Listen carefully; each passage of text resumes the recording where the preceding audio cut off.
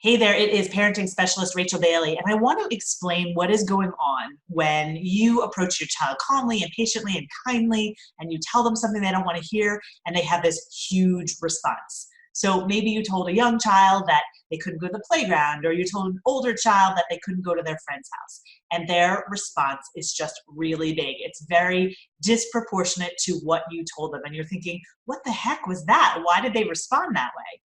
And it's because we use logic and we think that logically they should respond in proportion to what we just told them.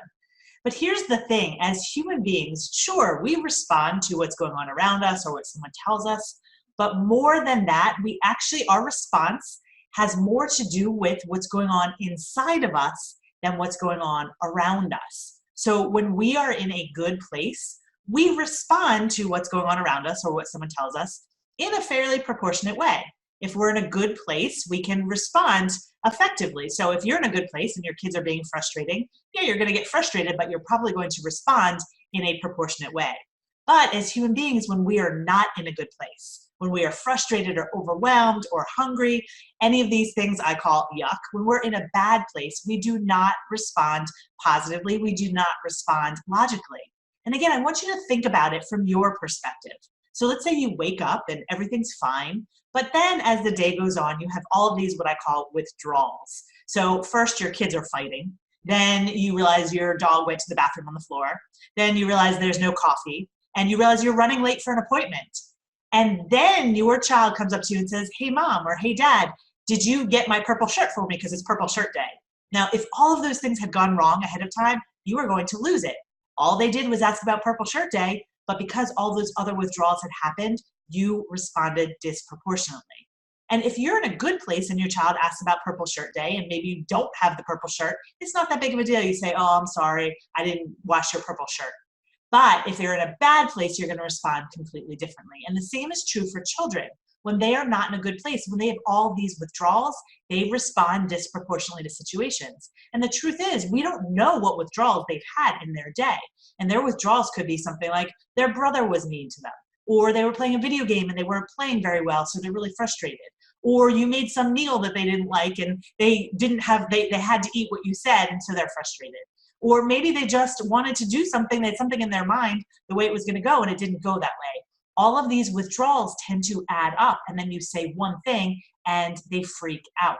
It's very normal human behavior. And again, you're not aware of the withdrawals that happen in your child's life. So what do we do about this? Is our goal to make kids happy all the time? Absolutely not. Our goal is not to prevent withdrawal. That's life. Life is going to go that way. But if you think about it, just like with a bank account, yeah, we make withdrawals, but we also have to make deposits to offset those withdrawals. And very often with parenting, we're not taking the time because we're busy ourselves. We're not taking the time to make those deposits, or our kids are in a place where they're not getting those deposits in their lives. So when they hear something that they don't like, they do respond disproportionately. So the solution does become not about avoiding the withdrawals, but about making the deposits. Now, when I talk about deposits, I am not talking about deposits into wants. I'm not talking about buying your kids things more or even necessarily spending more time with them, especially if you're not really connected with them during that time. I'm not talking about bending the rules to make them happy. I'm not talking about giving them what they want. I'm talking about giving them what they need. Because a true threat to our brain that puts us into yuck is when we don't get what we need. Kids don't need toys. They don't need you to bend the rules for them. They don't need you to do things for them. What they do need is respect.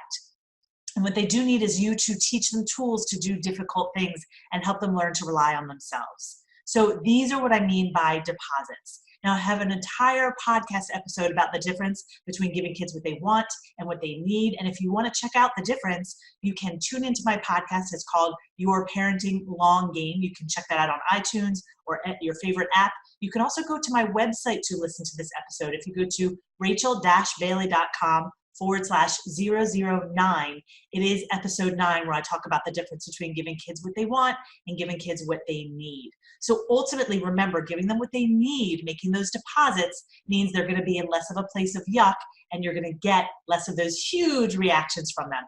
Just like if you have more deposits in your life, you're also not going to have those huge disproportionate responses. So if you have any questions about deposits or any of this behavior that I'm talking about, feel free to post below this video. And in the meantime, I'll see you next time.